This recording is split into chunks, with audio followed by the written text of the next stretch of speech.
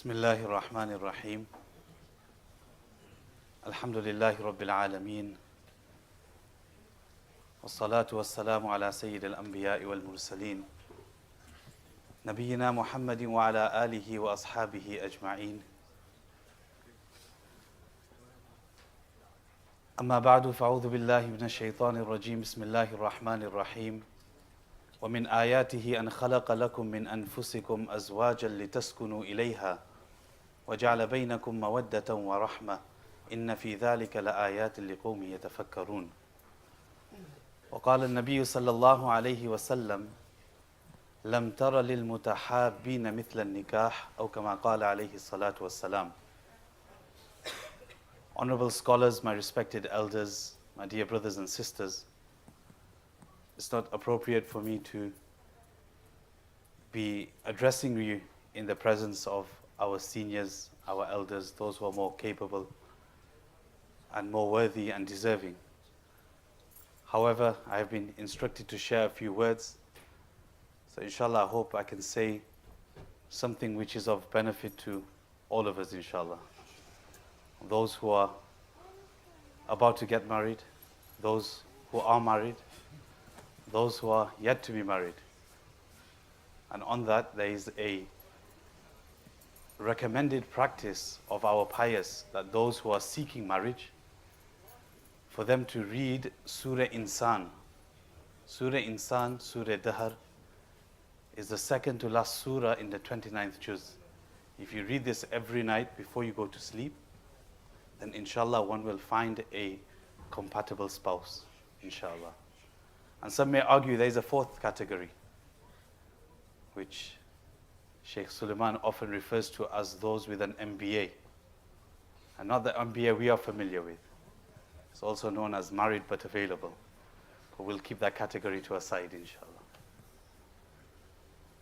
So on an occasion like this, the institution of nikah, it enjoys divine intervention. In fact, it's from amongst the signs of Allah's wahdaniyya, Allah's oneness. And Allah explains this in the Quran. He says, وَمِنْ آيَاتِهِ, and from amongst His signs, and خَلَقَ لَكُمْ, He has created for you, مِنْ أَنفُسِكُمْ, from amongst you, أَزْوَاجًا لِتَسْكُنُوا إِلَيْهَا, spouses so that you may gain comfort, peace and tranquility. And how does this happen? Allah establishes and Allah places وَجَعَلَ بَيْنَكُمْ مَوَدَّةً وَرَحْمَةً. Mawadda is a special type of love and affection that Allah places between the husband and wife through the institute and through the process of nikah. And warahma, compassion and mercy. Imam Qurtubi in his tafsir, under the commentary of this verse, he explains why Allah brings mawadda, love, affection first, and then rahma and mercy and compassion. And he says the reason for this is in the initial years of one's marriage, one is full of love, affection and passion. And this is enough to sustain the bliss and the joy and happiness in the marriage. And as this then subsides, you then find that it's compassion, loyalty, integrity, appreciation which takes over. So how can we sustain bliss in one's marriage? And the first things, I'll mention 3 points inshallah very quickly. The first thing is that with any aspect of our life, any facet of our life, if marriage becomes the most important thing, then we will fail. If work becomes the most important thing, then we'll struggle. Our focus has to be Allah. Allah has to be the most important aspect in any relationship. By way of example, we'll take a trip down memory lane. A few months ago, we had the month of Ramadan. What happened in the month of Ramadan? Let's reflect. You know, in the month of Ramadan, through the 20 rakats of Taraweeh that we read, we were able to perform an extra 1,200 sujood. An extra 1,200 sujood. We struggled just to make our first salah on a day out of the month of Ramadan. We spent wholeheartedly every donation that came your way, every appeal you came your way, you donated. Yet at the time of iftar, you had more items on your spread than you did out of the month of Ramadan. As a family, you spent more time together in the month of Ramadan. At the time of Eid, you were able to spend on your family, have a feast. You were able to attend for your Fard Salah. You frequented the masjid more. Your sleep routine was disturbed, yet you slept a more contented sleep. The question was why? We don't have much time. But in the verse of the Quran, when Allah speaks about this training exercise, Allah takes us in the month of Ramadan. يُرِيدُ اللَّهُ بِكُمُ الْيُسْرَ وَلَا يُرِيدُ بِكُمُ الْعُسْرَ. Allah wishes for ease for you. Allah does not wish hardship for you. And scholars explain, one of the commentaries of this ayah is that in the month of Ramadan, you were able to prove to Allah, you were able to show Allah that you had the ability, the restraint, the discipline, the self-control to abstain from the things Allah has made halal for you, so that out of the month of Ramadan, it becomes easier for you to be able to abstain from the things Allah has made haram for you. And it's only 30 days. وَلِتُكْمِلُوا الْعِدَّةِ. You complete the count. وَلِتُكَبِّرُوا اللَّهِ. So why were we able to achieve all of these things in the month of Ramadan? The reason was we were no longer paying lip service to Allahu Akbar. We weren't just saying Allahu Akbar. We meant Allahu Akbar. We lived by Allahu Akbar. Allah became the most important thing in our life. That's why when we fast, who do we fast for? All the other ibadahs, your salah, your donations, one could do it for different reasons and other gains and ulterior motives. Yet salah you do solely for Allah, and Allah has taken sole responsibility to reward the fasting person. So that's the first thing, is that we can't have a relationship where Allah is not present. In order to sustain, because Allah instills the love, Allah instills the muhabba and mawadda. So when we are seeking that from Allah, we have to seek it only from Allah. We can't seek it from any other means. And the second point, in fact, we learn the same lesson from the same verse where Allah speaks about the month of Ramadan in the Quran. Allah ends the verse by saying, لَعَلَّكُمْ تَشْكُرُونَ, so that you may become grateful. My dear friends, one of the requirements of nikah is that we learn to appreciate. If we become an appreciate couple and you become an appreciative spouse, then you will easily overlook shortcomings, and it will become easier for you to sustain the muhabba in the marriage. When somebody came to Umar radiallahu an seeking advice on divorce, and he said, why do you want to go through divorce? So he said, I no longer love my wife. So Umar radiallahu an said that when was every house built on love? Where is loyalty and appreciation? And then it further goes on to say, he says, you husbands, you men, you promise your wife the world at the time of nikah. Then what happens? They get busy in looking after your children, the sleepless nights, taking care of them when they are ill, when they are unwell, taking care of the chores of the house. So they don't have much time to adorn themselves, take care of themselves. And because of that, you then turn around and say, I no longer love my wife. And if they did focus on themselves and neglected all the other areas, you'll say, how bad of a mother is she? How bad of a wife is she? So to appreciate, in fact, gratitude is one of the highest aspects of our faith. In fact, in the Quran, when Allah speaks of it, we were talking about Surah Insan, in the opening verses of Surah Insan, Allah says, إِنَّا خَلَقْنَا الْإِنسَانَ مِن نُطْفَةٍ أَمْشَاجٍ. Indeed, we have created mankind from mixed fluid, نَبْتَلِي, so that we may test him. فَجَعَلْنَاهُ سَمِيعًا بَصِيرًا. We made him of hearing, of seeing. إِنَّا هَدَيْنَاهُ السَّبِيلِ. Indeed, we showed him the way. Why? إِمَّا شَاكِرًا وَإِمَّا كَفُورًا. To test, is he grateful or is he ungrateful? So to become appreciative. In the story of Sulaiman alayhi salam, again, when the throne was presented to him from Yemen to Palestine and to Jerusalem, and it was presented to him in the twinkle of an eye, he said, this is from the fadl of my Allah. It is to test whether I am grateful or ungrateful. Allah in another place says that He has brought you out from the wombs of your mother. وَاللَّهُ أَخْرَجَكُم مِّن بُطُونِ أُمَّهَاتِكُمْ لَا تَعْلَمُونَ شَيْئًا. You did not know anything. وَجَعَلَ لَكُمُ السَّمْعَ. He made you of hearing, of seeing, وَالْأَفْئِدَةَ, of intellect and emotion. Why? So that you may become grateful. Now, if all the bounties Allah has given us, we use these same bounties. It's like somebody presents me with an expensive car. I take the same car to his house and I trash and damage his house. How would one feel? So these bounties Allah has given us, we use these same things in His disobedience. That's why we should learn to appreciate what we have. And if one is too arrogant to appreciate those in his life, then he is truly arrogant to appreciate the one who has given him these blessings. They say people who are happy focus on what they have, and for that very reason they are grateful. People who are unhappy focus on what they don't have, and for this very reason they become ungrateful. When I reach this milestone, when I get this degree, when I get this property, when I get this car, when I have this amount of money, we forget to live in the here and present.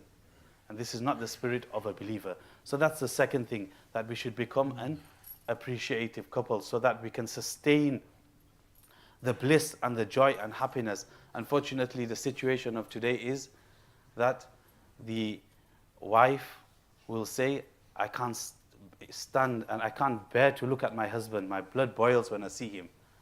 And the husband says, I look at my wife and my blood pressure increases.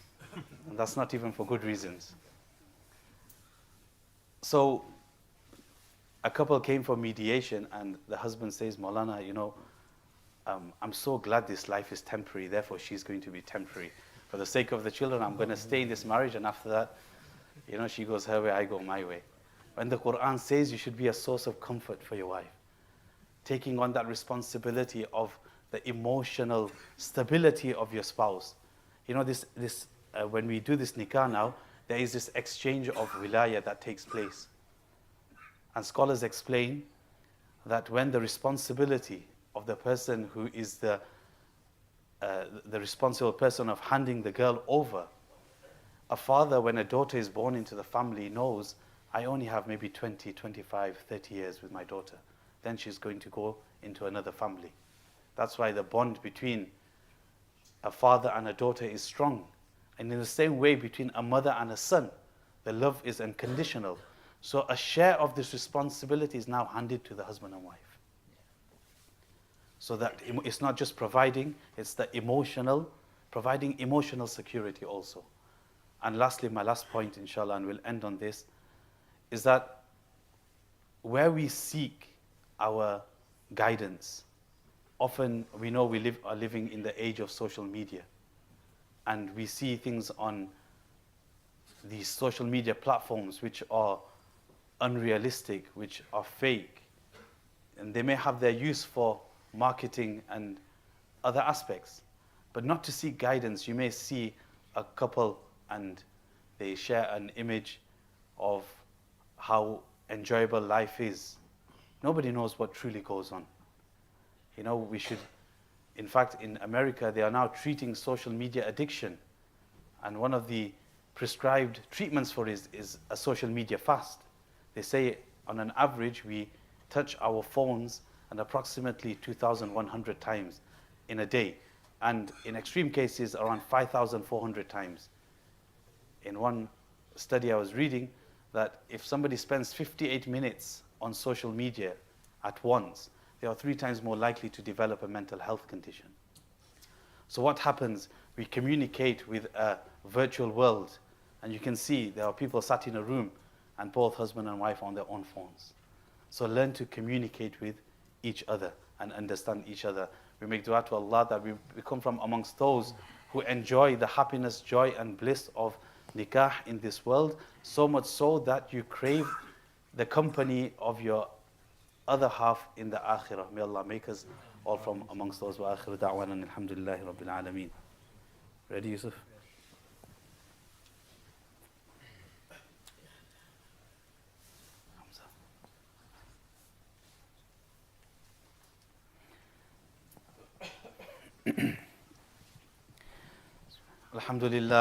الحمد لله نحمده ونستعينه ونستغفره ونؤمن به ونتوكل عليه ونعوذ بالله من شرور أنفسنا ومن سيئات أعمالنا من يهده الله فلا مضل له ومن يضلله فلا هادي له ونشهد أن لا إله إلا الله وحده لا شريك له ونشهد أن سيدنا ونبينا وحبيبنا وسندنا ومولانا محمدا عبده ورسوله صلى الله تبارك وتعالى عليه وعلى آله وأصحابه وبارك وسلم تسليما كثيرا كثيرا.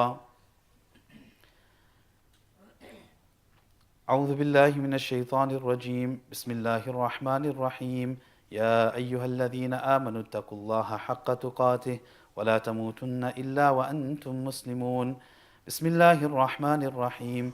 يا أيها الناس اتقوا ربكم الذي خلقكم من نفس واحدة وخلق منها زوجها وبث منهما رجالا كثيرا ونساء واتقوا الله الذي تساءلون به والأرحام إن الله كان عليكم رقيبا. يا أيها الذين آمنوا اتقوا الله وقولوا قولا سديدا يصلح لكم أعمالكم ويغفر لكم ذنوبكم ومن يطع الله ورسوله فقد فاز فوزا عظيما. وقال النبي صلى الله عليه وسلم تزوجوا الودود الولود فإني مكاثر بكم الأمم. وقال عليه الصلاة والسلام النكاح من سنتي. وقال عليه الصلاة والسلام فمن رغب عن سنتي فليس مني أو كما قال النبي صلى الله عليه وسلم.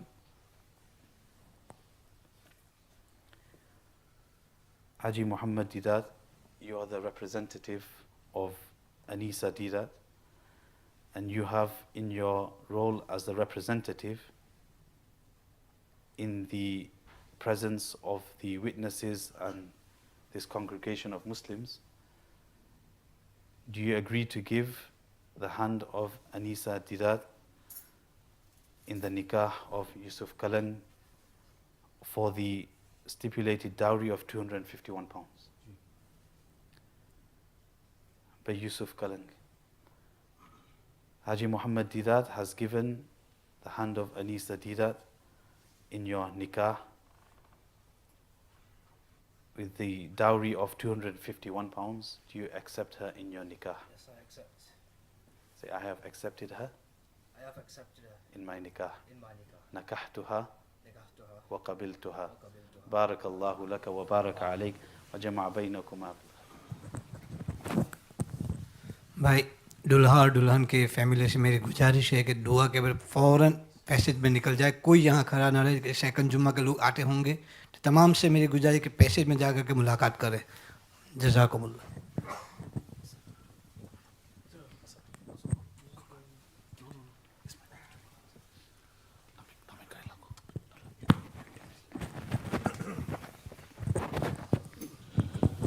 اللهم صل على سيدنا ومولانا محمد وعلى آل سيدنا ومولانا محمد صلاة تنجينا بها من جميع الأحوال والآفات وتقضي لنا بها جميع الحاجات وتطهرنا بها من جميع السيئات وترفعنا بها عندك على الدرجات وتبلغنا بأقصى الغايات من جميع الخيرات في الحياة وبعد الممات إنك على كل شيء قدير. ألف لام ميم الله لا إله إلا هو الحي القيوم وعنت الوجوه للحي القيوم.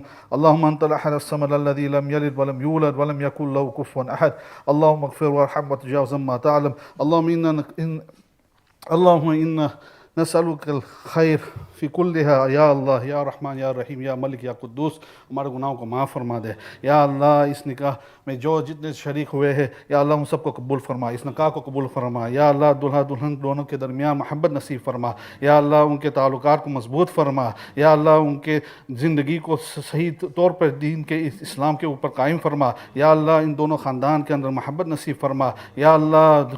دلہا کے خاندان میں دلہن کے خاندان میں یا اللہ ایسے تعلقات، ایسے مضبوط تعلقات پیدا فرما جس طرح کے یا اللہ نبی کریم صلی اللہ علیہ وسلم اور جتنے ازواج مطہرات تھے ان کے اندر جو تعلقات آپس میں جس طرح کے مضبوطی سے تعلقات تھے اسی طریقے سے یا اللہ آپس میں دونوں خاندان میں تعلقات نصیب فرما یا اللہ. حضرت موسیٰ علیہ السلام حضرت صافور علیہ السلام کے درمیان جتنی محبت تھی اسی طریقے سے محبت دونوں کے درمیان نصیب فرما یا اللہ. جہاں بھی جس کی بھی شادی ہوئی ہے یا اللہ، جو زوج ہے جو زوجہ ہے یا اللہ، دونوں سب کے ہاتھ سب کے پورے دنیا میں جہاں کچھ اختلاف ہے خلفشار ہے یا اللہ ان اختلافات و خلفشار کو دور فرما یا اللہ. ان کو دونوں دلہا دلہن کے درمیان محبت بھی نصیب فرما، نیک پائس اولاد بھی ان کو نصیب فرما یا اللہ. ایسے اولاد نصیب فرما جو شریعت پر قائم ہو، جو سنت پر قائم ہو اور جس کے آپس میں یا اللہ ایسے اولاد ہو جو عالم بھی ہو، عمل والے بھی ہو، یا اللہ حفاظ بھی ہو اور دین کے داعی بھی ہو اور دین کے کام کے چلانے والے ہو۔ یا اللہ اس مجمع میں جتنے لوگ حاضر ہوئے ان سب کو قبول فرما، ان کا آنا کو قبول فرما، یا اللہ ان کے اندر آپس میں محبت نصیب فرما، یا اللہ اس مسجد والوں کو قبول فرما، یا اللہ ہمارے مولانا حسن صاحب کو جس نے اتنے پیارے پیارے انداز میں تقریر فرمائی ہے، اتنے پیارے پیارے انداز میں انہوں نے نصیحت فرمائی ہے، یا اللہ ان کے نصیحت پر یا اللہ دل پر لگنے والی نصیحت ہے، ان کی نصیحت کو قبول فرما، اس کی نصیحت پر عمل کرنے کی توفیق عطا فرما، یا اللہ سلیم بھائی اور ان کی جتنے اولاد ہیں سب کے اندر خوب برکت نصیب فرما، یا اللہ ان کے دونوں بچوں کے درمیان ان کے جتنے داماد ہیں، ان کے جتنے بہو ہیں، جتنے اولاد ہیں سب کے اندر برکت نصیب فرما، سب کو قبول فرما، سب کو دین کے لیے قبول فرما اور ہم سب کو بھی یہ چیزیں نصیب فرما، یا اللہ سب کے لیے قبول فرما، یا اللہ یا اللہ ہم بڑے پاپی ہے، گنہگار ہے، تیرے در پہ ہے، یا اللہ ہمیں قبول فرما، ہمارے گناہوں کو معاف فرما، ہماری زندگی کو شریعت کے مطابق فرما، سنت کے مطابق فرما، اور ہمارے جتنے مشائخ ہیں، جتنے بزرگ ہیں یا اللہ ان کے قائم کردہ طریقے پر قائم رہنا اور ثابت رہنے کی توفیق عطا فرما، یا اللہ اللہم انا نسألک من خیر ما سألک منہ نبیک عبدک محمد صلی اللہ علیہ وسلم ونعوذ بک من شر ما استعاذک منہ نبیک عبدک محمد صلی اللہ علیہ وسلم وانت المستعان وعلیک البلاغ ولا حول ولا قوة الا باللہ برحمتک یا ارحم الراحمین صلی اللہ علیہ وسلم۔